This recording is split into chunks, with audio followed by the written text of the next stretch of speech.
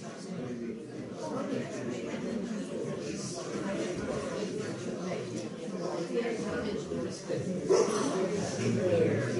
good evening, ladies and gentlemen. It's a great pleasure tonight to welcome as the 2015 Visiting Fellow, Professor David Braund of the University of Exeter.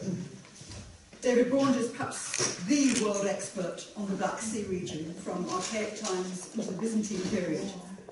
And he also extends much more widely to look at its importance for the rest of the Greek world, and notably Athens and Sparta. David began his career in Cambridge as a specialist in classical philology and ancient history, and he was appointed in Exeter back in 1982. Over the subsequent decades, his work has come to range very widely indeed, over many areas of the material record, from vase painting to mortuary archaeology and numismatics. And of course, in spring last year, he was lecturing in the Ethnographical Museum on Greek inscriptions of the Caucasus. While he's best known for books such as his 1994 Georgia in Antiquity and 2007 Classical Olbia and the Scythian World, and for his many publications on the wider Black Sea region, for which he's been honoured by the Russian Classical Association and with an honorary doctorate from the University of Batumi in Georgia, his CV shows the sheer breadth of his work, with book titles also including Rome and the Friendly King, Ruling Roman Britain, and Athens and his world. David and Georgia are now frequent visitors to Athens and to the school. In fact, they are Athenian residents. And over the past years, we've had many fascinating conversations as he finishes two books now coming to press. From Artemis to Aphrodite, Goddesses of the Bosporan Kingdom, which is the source of tonight's lecture, and Scythians in Greek society. And lest we be in the slightest doubt about his productivity, he's also editing, with Anchor Down and Peter Gerke, a collection on the charisma of Mithridates Eupator. Despite this fearsome schedule, he always has time to talk to school members and staff, whatever their expertise. It's been a great pleasure to have him with us this spring as he starts work on yet another project, a monograph for Princeton University Press on the ancient Black Sea, from round about 1000 BC through antiquity into the 4th century after Christ, and the emergence of Byzantium.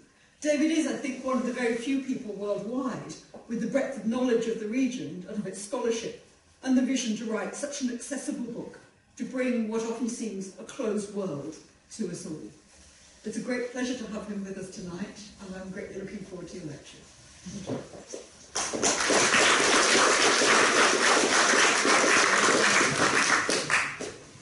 Thank you very much, Kathy.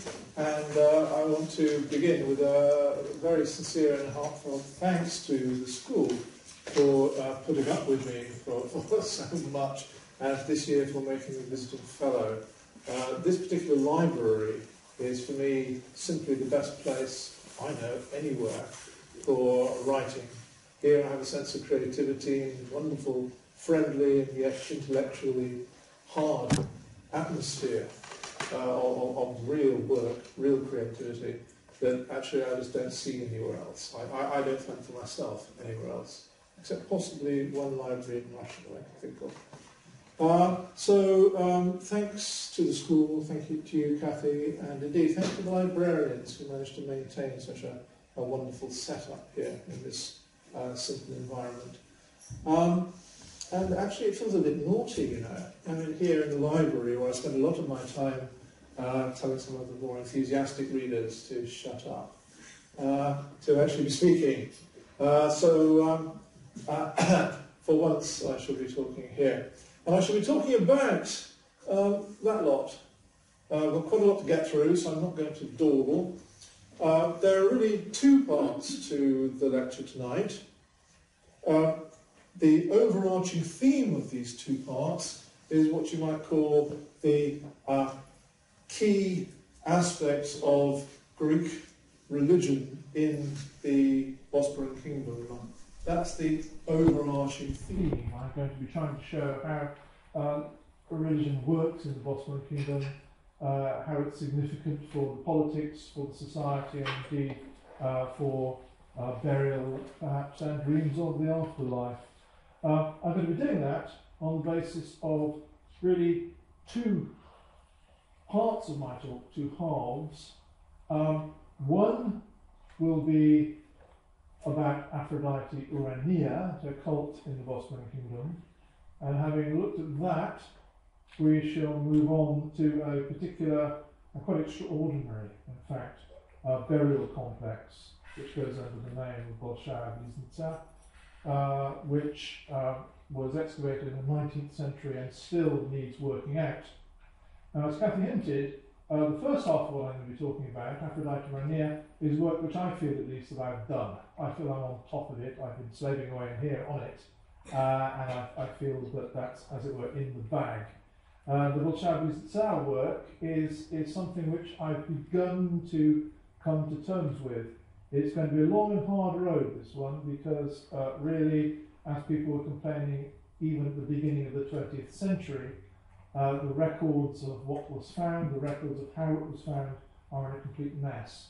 The situation now is at least as bad as it was at the beginning of the 20th century, if not worse.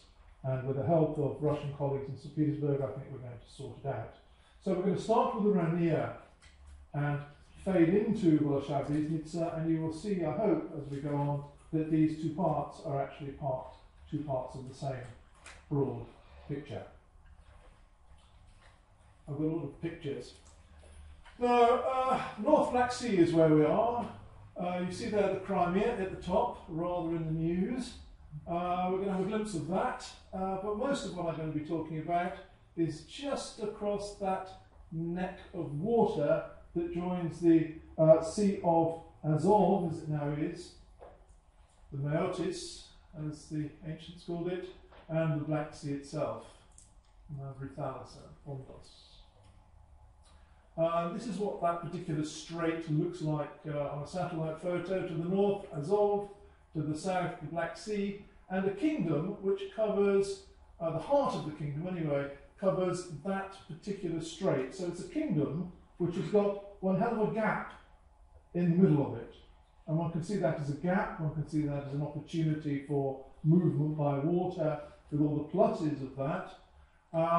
And again, one can also see, and we'll be looking at it, the difference in geography on the two sides. The Crimea to the left, and the strange peninsula, a very muddy place, as we shall see, a very flat place, the so-called Taman Peninsula.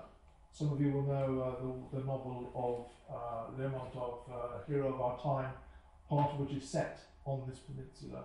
I think otherwise it's not known for anything, so I'm happy to have Lermontov on side. So the kingdom, to explain what this thing is, comes to being through the Archaic period with a series of Greek colonies which raise all the problems of Greek colonial history on both sides of the straits, and one or two scattered elsewhere, and you'll notice particularly Chersonesus down to the bottom left, which is both in the Bosporan kingdom and outside it at different times.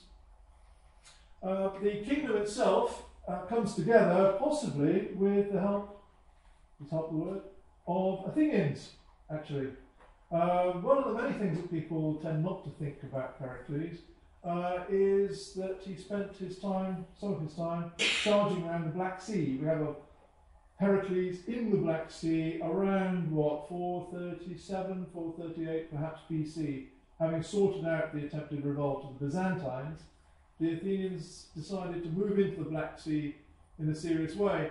And around that time, as if by coincidence, we don't know the nature of any connection, but there probably is one, the developing cities of the Bosporan kingdom, we've just been looking at, become a kingdom, become the Bosporan kingdom for the first time, under a dynasty established by somebody called Spartacus, and one has always suspected a lot of influence in that from the west, from Thrace, and so forth. There's a huge story here which I can't really get into now.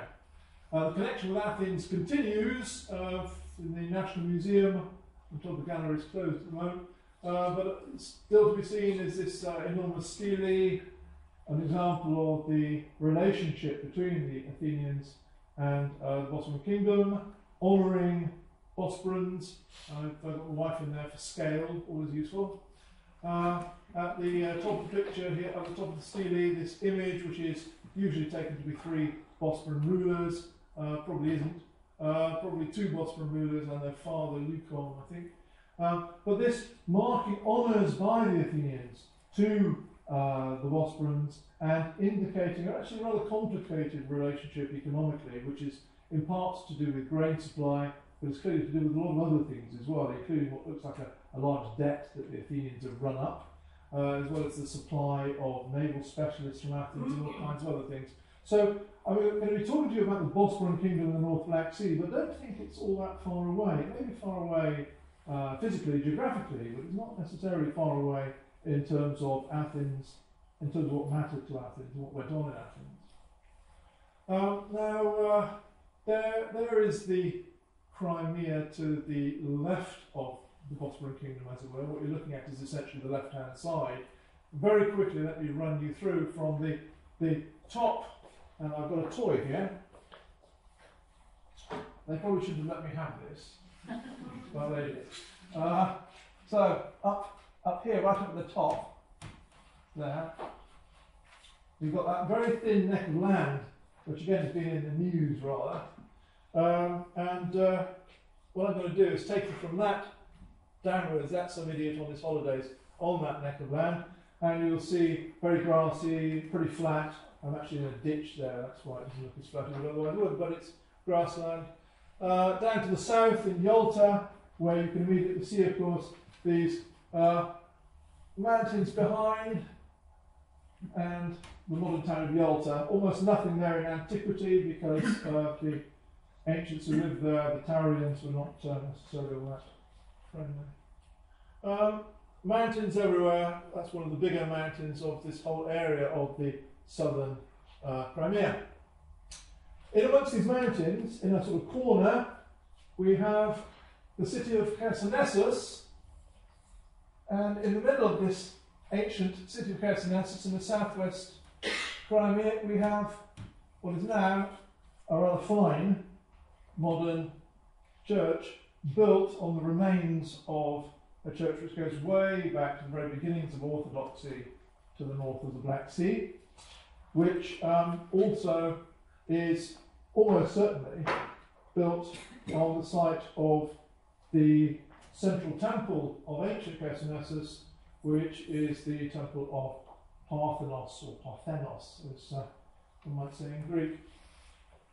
Mysterious goddess Parthenos. The Greeks of, say, Athens tended to see her as Artemis. Nobody in the Crimea ever calls her Artemis. She may look like Artemis, but she ain't Artemis to them. She's Parthenos.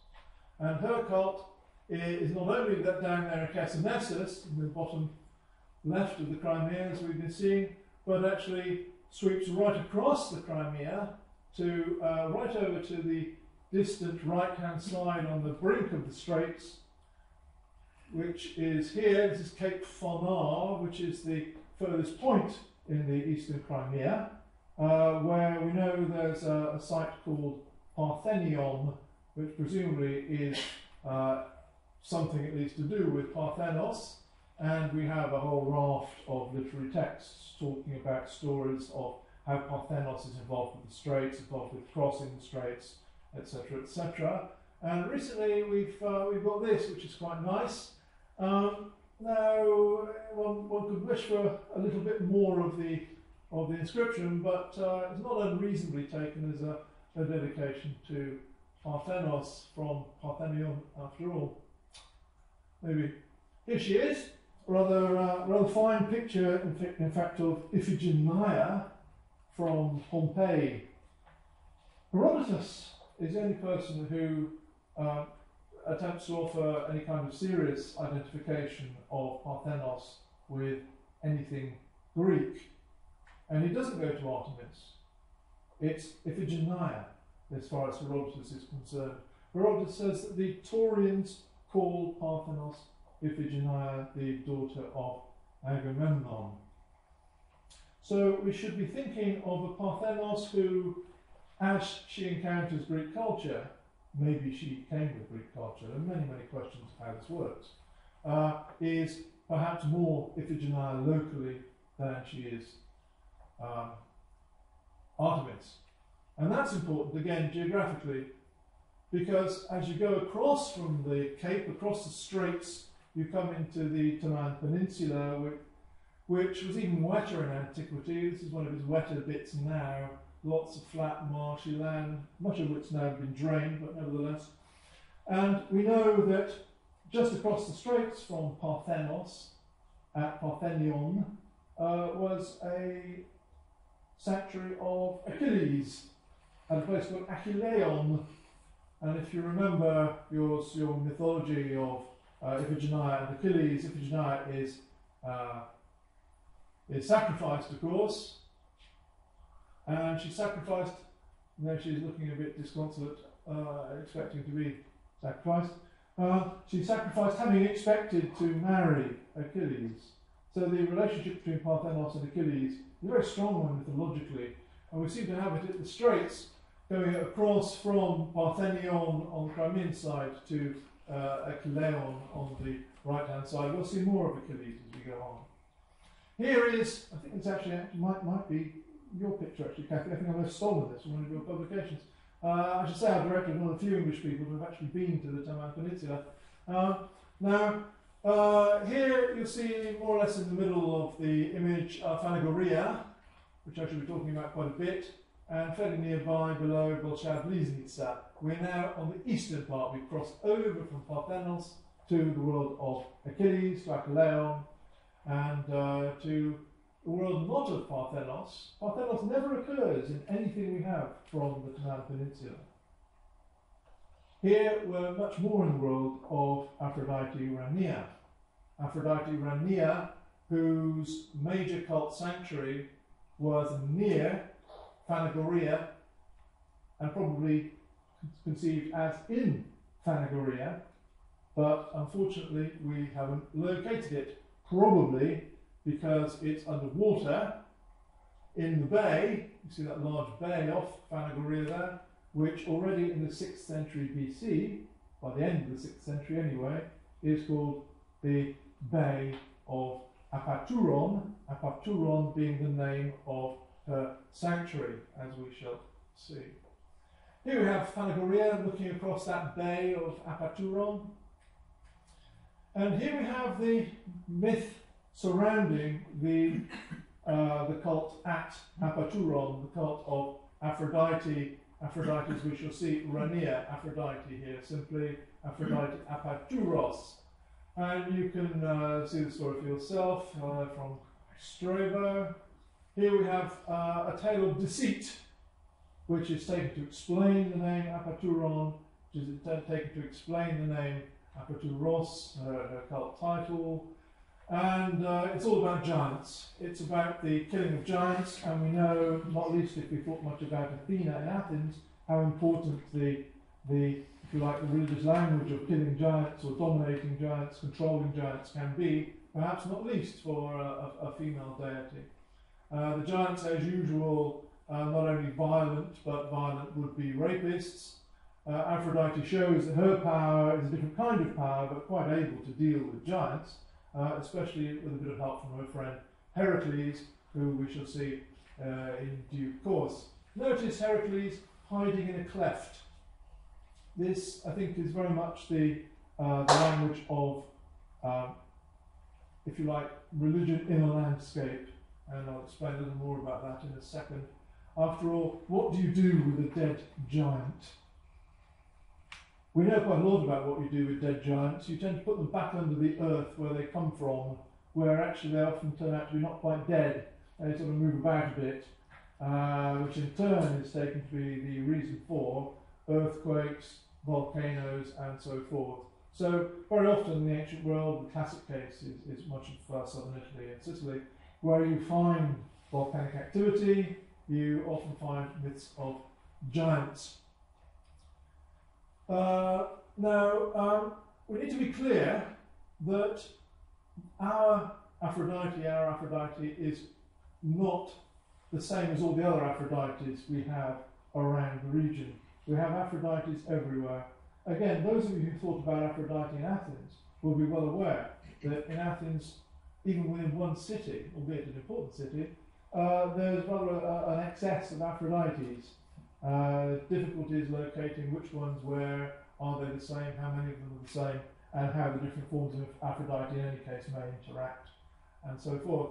I show you this briefly. This is Cape near Phanagoria, which has its own Aphrodite, and where was found this, often called the Taman Aphrodite, although even the first excavator thought she was probably a nymph, and I'm told now, and had a very useful conversation with Vasiliki Machera about this, who gave me this slide from Rhodes, which is more or less the same image.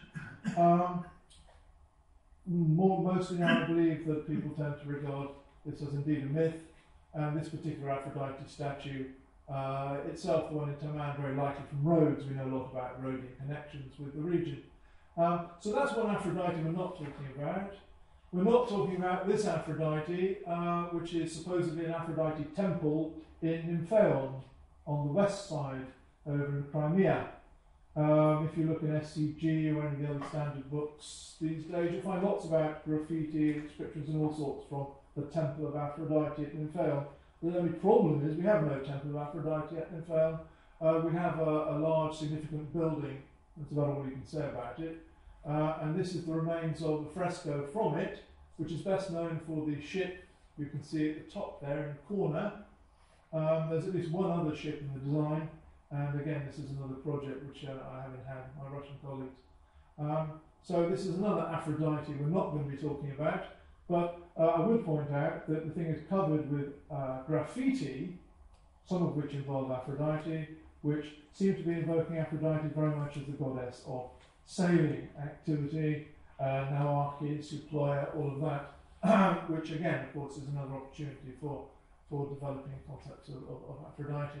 We're talking about Aphrodite Rania, and we've got about a dozen of these, different periods. So there's an inscription of the sort of later 2nd century BC, and it relates to a dedication by the Thiassos of the goddess Aphrodite Rania, the one who is, as it were, in charge, Medeusa, in Apaturon. I'll come back to that one again. Now, here with our Aphrodite Rania, if you remember, we had the story of the giants, the conquest of giants, and I've already mentioned the whole idea of what you do with giants. The landscape of the Taman Peninsula is extraordinary for its volcanic activity. You have these tarry pits, you have these extraordinary kind of mud eruptions. It's a close-up of one. Of course, every traveller to the region has observed this in various ways over the years. You even have this kind of mud volcano across this rather ghastly landscape at times. The great Alice Minns in 1913 pronounced this as to be a vision of hell. Something's perhaps going a little bit too strong. But nevertheless, this is a place where one can easily imagine, as it were, the burial of giants.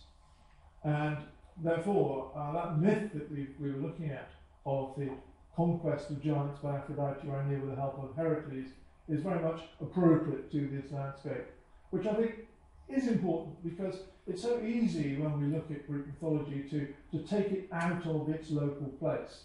You know, I mean, clearly there's a sense in which these myths are, broadly speaking, universal, cover in a sense the whole of Greek culture, but it's also very clear that almost pulling against that, there are a whole range of local manifestations of Greek myth, and indeed we're quite used to them in Athens. And in a sense, the danger perhaps in Athens is they become normative, they become used to the Athenian take on something, as if that's sort of everywhere. This is clearly a myth that's for this particular place, involving giants and involving Herakles, and we'll see more of that as we go on. So back to Phanagoria, where this Apaturon lies, somewhere there, probably in the bay, where serious work goes on, as you see. I rather like the expression on the face of my colleague who's behind Putin there, Bliznitsa, who's a rather fine Moscow archaeologist who's in charge of all of this, and he's somehow trying to be keen. But I rather like this. It makes me wonder whether we should perhaps start to wonder which politician we'd like to come and mess around on our excavation. Who would you like? My own fantasy is perhaps to have Venizelos at Pablo Petri, but that's just for me. On we go.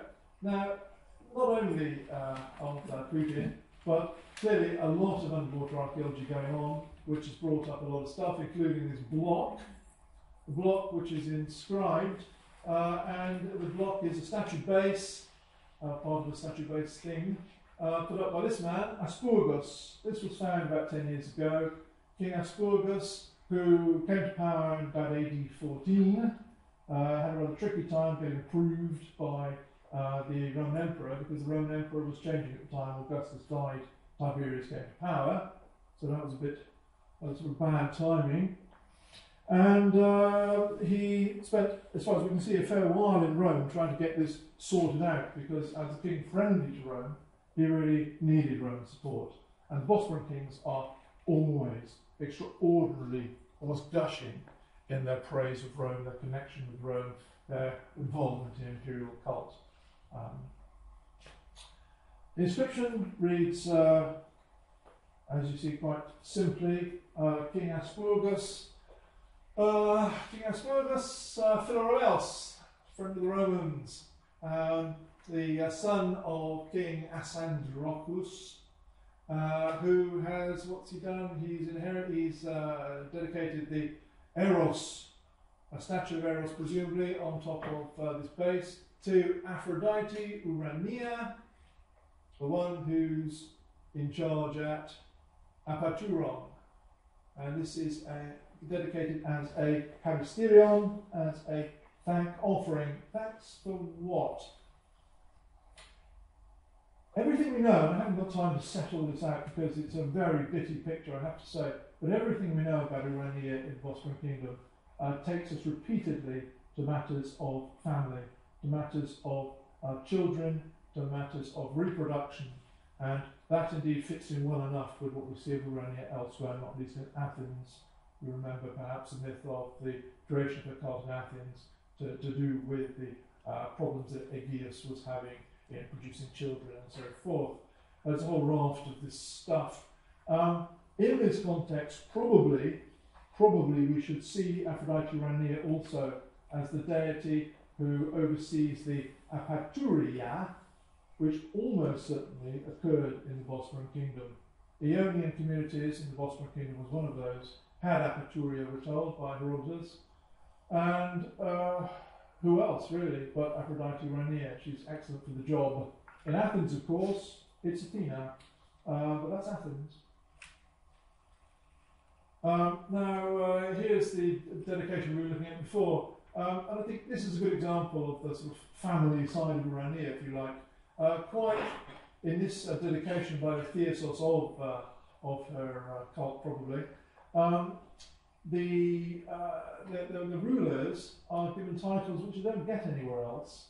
The mother of the picture, Camisara, is very much philotechnos, very much, as it were, lover of her son. And the son, the king, Pericles, is very much philometor. This strong connection of family comes up again and again with this particular cult. What does she look like? Well, this is unfortunately one of the best images we have. It's from that same stele, very damaged. The drawing is the best we have. It was done at the end of the 19th century. And we see her riding a swan and holding a scepter. And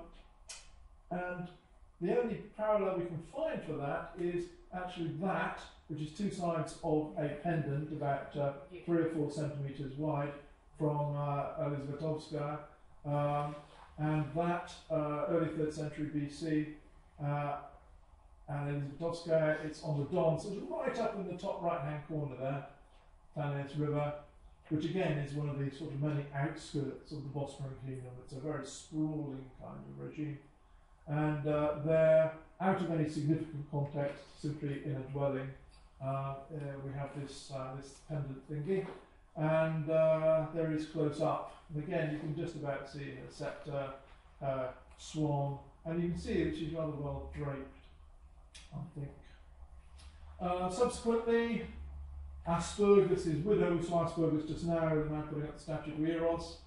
His widow produces coinage with Ourania, as we think, on it. This is her rather sort of scary vision of her. We have her again later on under Sarmates the First, about AD 100. We happen to know that Sarmates really developed her temple in a big way, the sanctuary in a big way. And the later kings of the Bosporus, from about AD 100 onwards, put her on their coinage routinely, including this man, Sarmates II, looks a bit like Jesus Christ, but I don't think it is.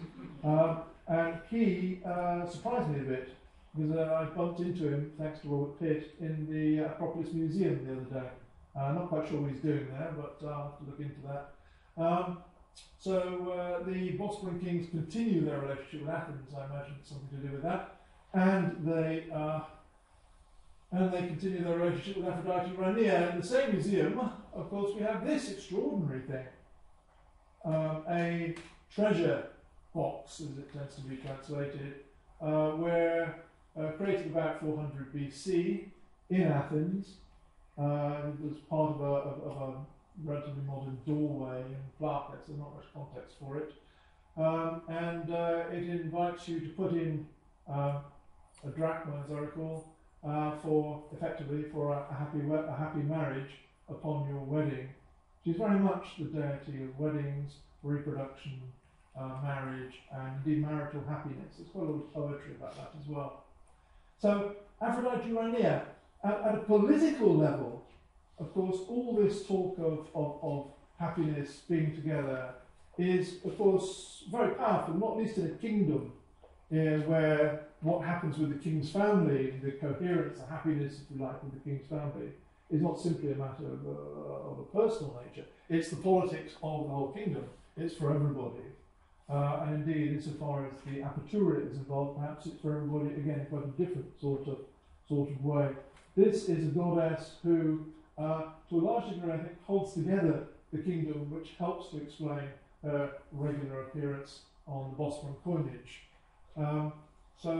With that in mind, I rush on to Bolshaya Bliznitsa, which might be translated like that. Here we are in the 19th century, 1860s, huge mound. It's not called Bolshaya, big for nothing. About 350 metres in circumference, that's about a third of a mile in real money, and about 15 metres high. So there was a lecture the other day on thin sections. I think a thick section, to say the least, is being cut there. Work of the 19th century, unfortunately, unlike most of the 19th century work in Russia, which actually was really very, very well recorded, this was recorded in a rather itsy-bitsy sort of way, and is left in almost confusion, and not least in the numbering of things. So if anybody studied this and they think I'm using the wrong numbers, I'm not. I'm just using one version of the numbers.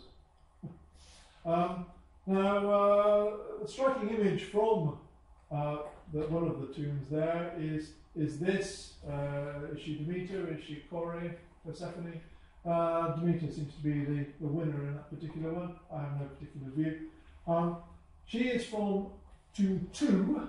We have two major tombs in this great mound, but at least another 3 of different kinds, and probably more than that. We've also got a set of different funeral feasts, and in amongst it all we've got something that looks to be some kind of altar. So there's a whole lot of stuff going on, and I said this is work that I'm beginning now, and this is work which I'm going to be trying to unravel. This thing is really important. It's the sort of Vergina of South Russia, and it really needs properly sorting out, and I think a team of us are going to get stuck into this very soon. This is tomb 2, where the painting comes from. It had been robbed, unfortunately. There's almost nothing there, but you can see where the painting was on this rather lovely old drawing, and you get some sense of the architecture that's not uncommon for these particular tombs. I put this one in because she's a more famous Demeter from the Bosporan kingdom, but she's Roman. She's more to do with Aspergus, who we were looking at.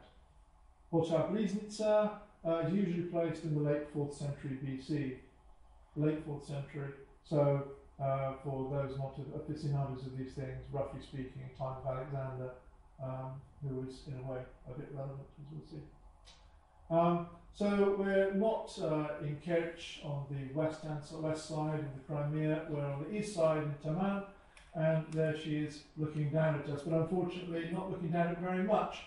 There are just one or two bits and pieces that got left over. This, together with one or two other bits, seems to be a remnant of a complex headdress. We'll see a proper one in a moment. It's a griffin, which is interesting. I like griffins for all sorts of reasons.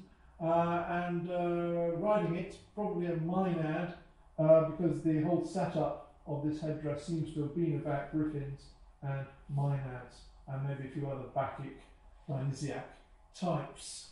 When people talk about griffins, they tend to think of Apollo, which is all right. Apollo certainly has a lot to do with griffins, but one should also think at least of Dionysus, and perhaps a bit more besides. Into one, things weren't robbed, and this is the so-called tomb of the priestess. Now, I'm afraid, I don't think she's a priestess. People do like priestesses, don't they? From what I can see, recent thinking on priestesses tends to see the crucial defining mark of a priestess to be a large key on show, as it were, key to the temple. No sign of that here. She's a priestess simply because she wears a hat like this, which priestesses might do, goddesses sometimes do, but other people do as well, other women do. Here we have this caliphus showing griffins fighting, we're not quite sure who, Arimaspians, possibly, strange one-eyed peoples of the north, allegedly, mythical, Amazons, possibly, Scythians, possibly, but anyway, griffins for sure. So should we think griffins Apollo, griffins Dionysus, or griffins something else? What are they doing there? Bear that in mind. And I couldn't resist banging this in as we're in Greece. The tomb of Persephone, as it's sometimes called, very now, and you'll notice the griffins along the bottom of the image that run all around the room. Again, griffins in a funerary context. Why is that? A hell of a lot of griffins in funerary contexts, sarcophagi, and many other places. I published one from a Georgian burial just a couple of years ago. They're everywhere. Now, on the clothing of this so-called priestess, and the other reason why she was taken to be a priestess, and is still published as a priestess, even in the most recent publications on the subject a year or two ago. The other reason is that there are a lot of goddesses who crop up on her clothing. Now the clothing's gone, but we do have these little appliques, a few centimetres across, and we have Demeter Persephone, quite a few of each of those, and our old friend Herakles. Rather nice to see him. He's the only male presence in the very substantial iconography of artifacts in this particular tomb, in Tomb 1, which itself is quite interesting. You'll remember, of course, he was the person that turned up to help Aphrodite. He's very important in the Bosporan kingdom, not least as an ancestor of Bosporan kings at times. He's also got his own cult site on the straits itself, a place called Herakles. Again, we don't know where it is, but we know that it was roughly by Cape Fonar, which I showed you, right at the narrowest point of the crossing. And possibly he simply strode across from Herakles to sort out the giants and help out Aphrodite. Also in Tomb 1, there was a pelike. This isn't it. But it's a pelike of Herakles dealing with the centaur Nessus. I put this in simply to show Herakles with centaurs. I don't have a picture of a particular vase, it's very, very damaged. But it shows Herakles, Nessus, and Deianira, his wife. And again, that's something one finds a lot in Bosporan tombs. I've written recently on the Back Sea tomb which is on the west-hand side of the straits, where again there's the famous backseat crater, which is all about Herakles going up to join the gods, an enormous crater. That was in the funeral feast, and then smashed up. And in the burial itself, Herakles again in a pelike, rather like the one that comes from Bolshaya, Bliznitsa, a little bit earlier, backseat one. Herakles is very important also because, of course, one of the many things Herakles did was to go down to the underworld and come back again with this rather fine creature, multi-headed dog, snaky thing, Cavaliere. Now, Cavaliere, again, is clearly important in the Ottoman Peninsula, where we have a town called Cavaliere, and there are various places around the Greek world which claim to be where Heracles brought Cavaliere from the underworld, or where Cavaliere somehow came up and had a drink this spring, or something of that kind. So Heracles, again, and the underworld, which I think is a part of what's going on in this burial. This is the coinage of Phanagoria. We don't know who this is. I used to think it was Phanagoras, the founder. It might be. Most published accounts claim that it's one of the Cavaliere, which it certainly isn't. Did a long paper on that recently. Very boring piece of work it was too. My latest wonderings is whether it might be Herakles, who sometimes looks like that, though one could hope for a club. Anyway, the other deities around include this extraordinary, to me anyway, there probably are parallels, I've never seen one, a seal ring which has not only Artemis, but actually, what's clear, I think, a statue of Artemis as its symbol. I'd like to know a lot more about that. Should we even think of it as in some way Parthenos? Probably not, but. And at the head, at the temples of the deceased, there were these two large, what to call them, pendants, I suppose. Each of them showing what's usually said to be Nereid. It's not actually quite right.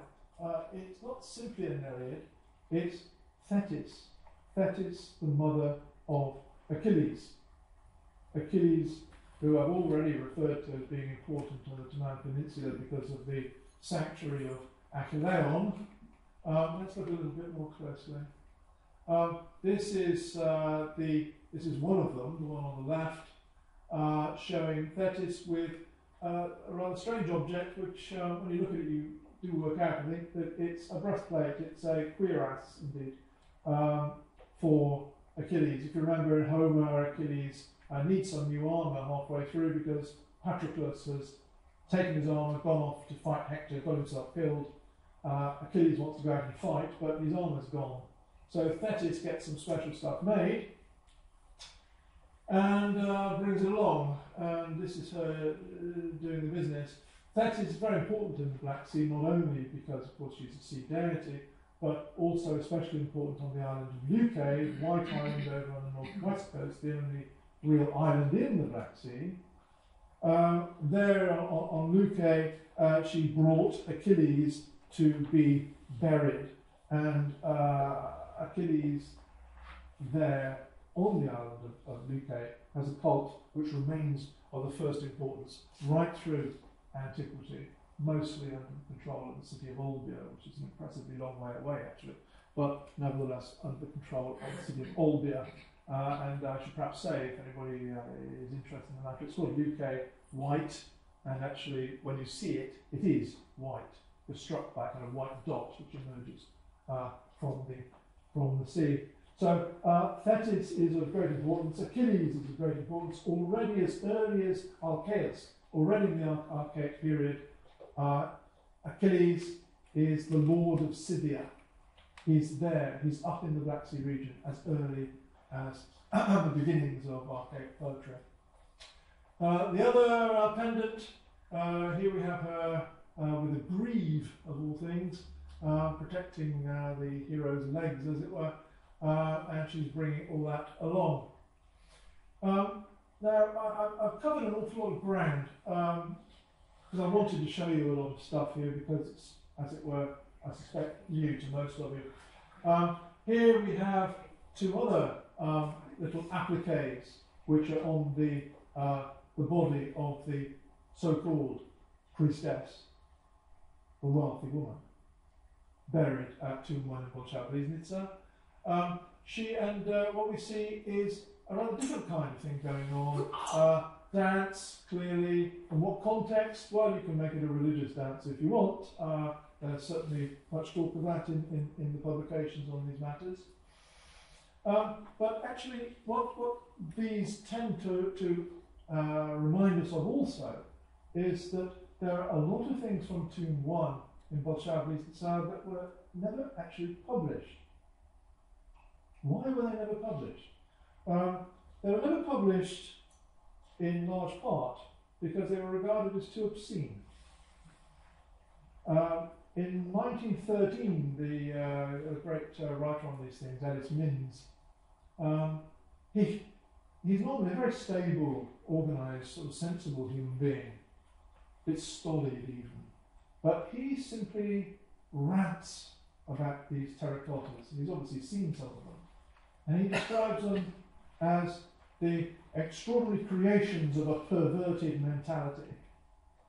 Now, clearly, broadly speaking, he says enough to indicate that they were Dionysiac in a very broad sense. Some of them are clearly theatrical, a few of them have been published, a few others have been identified.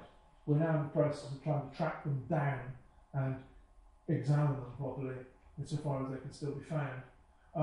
Now, that takes us back in a way to the griffins. It takes us back to what I think may be missing from the picture that we have here, which is something, if you like, something to do with Dionysus. It's the scope for a rather different kind of image of the concerns of those who made the burial. They were concerned, I suggest, certainly to connect with the broader ideas that we've been looking at, all those which have been traced one way or another. But within that, with space for Dionysus, for Dionysiac performance, and one might say for Dionysiac theatre, in an extraordinarily good, I think, paper by William Slater, he describes this approach to burial as a celebration of life as a party, as he puts it.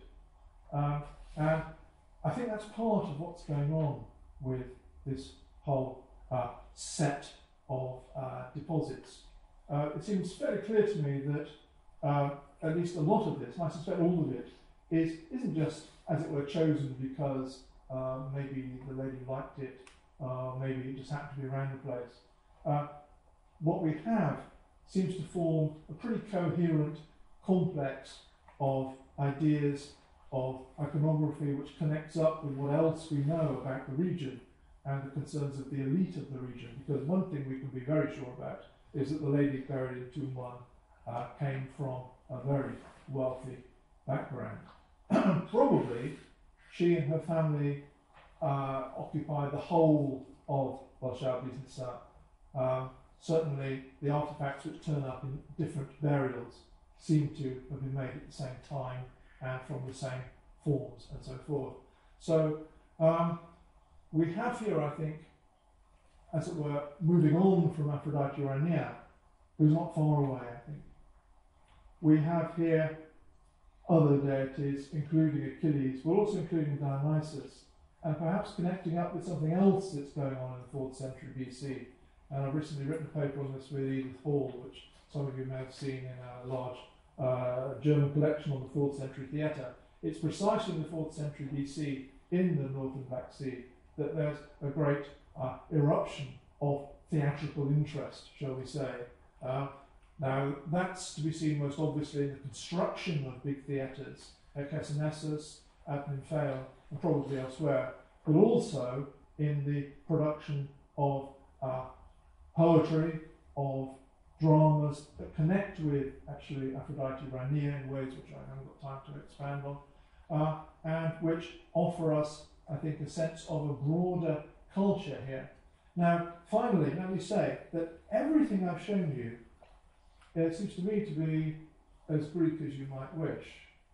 I'm a bit uncomfortable with as it were, the ethnic terms of things. But I have to acknowledge that there's a huge debate around most of these burials in the North Black Sea as to what is the ethnicity of the person buried in there. Should we regard them as Greek, or are they in some sense Scythians? This cult of Aphrodite Rania, where does it come from? Is it Greek? Is it Scythian? Or is it in some sense something else? As I say, I'm very uncomfortable with those labels. Perhaps I'm a little bit too politically correct, I don't know. But essentially, what I see is a society which regards itself, and which is behaving accordingly, which regards itself as profoundly Greek, which writes everything in Greek, has a culture which is recognisably Greek, which connects up with what else we know about Greek culture. Now, of course, the complexities of this are endless, because the moment you start to probe Greek culture a bit, you start to see that Greek culture embraces other cultures, and it's part of the nature of Greek culture to also be other cultures. And Aphrodite Rania is a very good example of that, because Greeks themselves acknowledged in antiquity that this was probably a cult which had come from somewhere else, which had come from Syria. And the Black Sea shows itself as a place where these things are being negotiated in this colonial landscape, which are fitting into this particular world of a very special kind of place, which has volcanoes and things, for example, which have to be dealt with, have to be explained, have to be built into the history of the place, which has Herakles creating a kind of Greek order for us, which relocates the underworld for us and brings the world to us. It's no good if you're on the Black Sea to think, oh, well, it's all going on down there in Athens. No, you want it with you. And the question is, how do you go about negotiating that? And I'll leave you with one particular curiosity, which I've only recently gone on top of. I'd say the second half of my talk very much is work in progress. At Olbia, already in the archaic period, already in the 6th century BC, we have a deity who is called the Syrian Aphrodite, or the Syrian goddess, in the 6th century BC. Now, in Greek culture generally, the Syrian goddess, the Syrian Aphrodite, she may be called, is very well known as Atargatis, but she doesn't appear in the Greek world until the 3rd century BC, about 300 years later. So who the hell is this Syrian goddess up in Olbia, not in the Bosporan Kingdom, over in the northwest of the Black Sea? Who is she? And I am strongly of the opinion that an excellent epigraphist called Laurent Dubois is quite right when he suggests that actually this Syrian goddess, the Syrian Aphrodite, is none other than our old friend Aphrodite Ourania. And in Olbia, they conceptualize her in terms of her origins in Syria. That's where she'd come from for them. And it's probably no accident that Herodotus, who bases almost everything he says about the Black Sea on Olbia. Always be aware of his generalizations about the Black Sea. They apply to Olbia and seldom anywhere else. He says that the Scythians explain a feature of their culture in terms of Aphrodite Urania in Ascalon in the eastern Mediterranean. But clearly in Olbia, that's how Greeks look at Aphrodite Rania. In the Bosporus, they've got another way of handling it. And I think in this colonial space, that's actually what's going on. You're taking ideas which are very familiar across Greek culture, but you've got your local take on them, your local culture, which is dealing with all of that. And I think by looking at the cult of Aphrodite Rania, we're seeing one aspect of that. At a state level, at establishment level, we notice the involvement of kings and queens all the time with that cult. And at the same time, in Bolshaya Bliznitsa, what we're seeing is the elite responding in rather different ways to rather different questions with the whole issue of, after all, we're at a funeral, and these processes, as it were, running along, in a sense side by side, but not separately, if that makes sense. So with those sort of general ruminations of the way I'm going with this work, and a bit of a plea for Dionysus, who always gets left out, and I think he should be in there, as life-affirming in death, which is again why Herakles is there, as life-affirming in death. Herakles who, as it were, rises above death to become a god, survives death. That's the model you want for your burial. You don't want to be buried, or you don't want to bury your dear ones, as it were, in the sense that you're putting them in the ground, and that's that. You're putting them in the ground with life, with the hope, with the expectation, with the claim, with the dream that somehow they're not dead. So that is a sort of whistle-stop tour around probably rather too much of the religion of the Bosporan kingdom, and I hope I've connected it up at least a bit for you. So thank you very much.